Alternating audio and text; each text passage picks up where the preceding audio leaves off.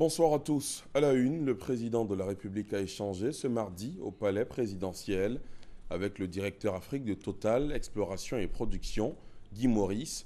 Entretien qui a permis au responsable Afrique de la branche du groupe français de se présenter au chef de l'État au moment où il visite la Côte d'Ivoire et profiter pour lui rendre compte des activités de son groupe.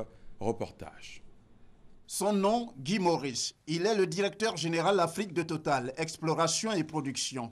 En visite dans plusieurs pays sur le continent, Guy Maurice indique qu'il n'entend pas aborder l'étape ivoirienne sans rencontrer le président de la République de Côte d'Ivoire, Alassane Ouattara.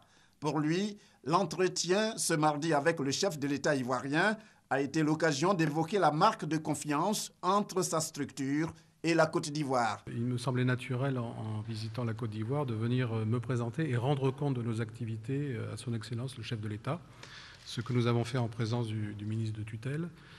Donc nous avons fait une revue du panorama mondial de l'activité énergétique. Et surtout, ce que je suis venu, c'est lui exprimer toute la confiance du groupe Total dans l'avenir économique de la Côte d'Ivoire et notre souhait, notre désir de continuer à investir malgré l'environnement qui était particulièrement difficile. Diplômé de l'école centrale de Lyon, en France, Guy Maurice a rejoint le groupe en 1983 en tant qu'ingénieur réservoir. Il occupera par la suite le poste de directeur général de la filiale avant d'être nommé à partir de 2008 directeur général Afrique de Total, Exploration et Production.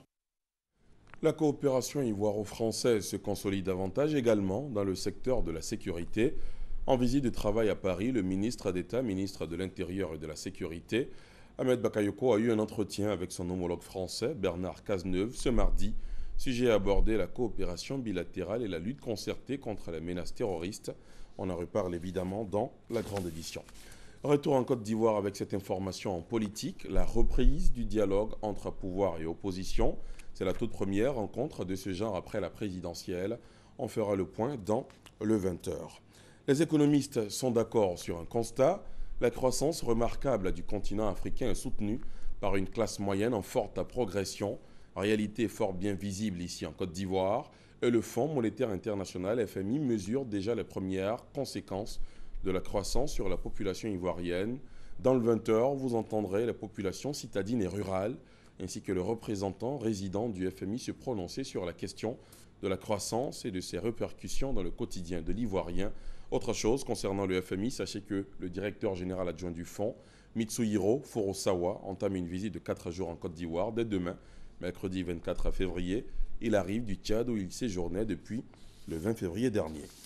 À l'étranger, 72 heures après l'annonce des premiers résultats de la présidentielle au Niger, les contestations se font entendre.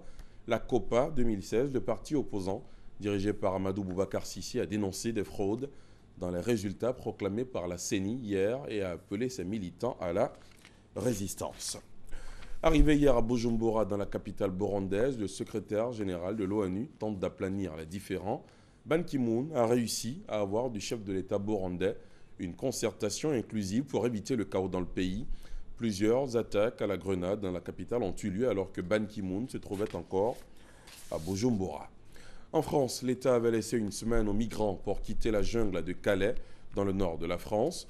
Le délai expirait aujourd'hui, mais le tribunal administratif de Lille, saisi par un groupe de réfugiés, a précisé que son jugement sera communiqué demain ou après-demain. Les migrants ont donc obtenu un répit le temps que la justice française rende sa décision sur la légalité de l'opération. On termine aux États-Unis où le Pentagone a soumis au Congrès américain un plan pour fermer la prison de Guantanamo. L'institution indique que cette mesure permettrait d'économiser entre 65 et 85 millions de dollars par an. Le plan prévoit le transfert d'un certain nombre de prisonniers vers des pays tiers et un travail commun avec le Congrès pour transférer les prisonniers restants aux États-Unis. Fin de ce flash, l'info revient à 20h. À tout à l'heure.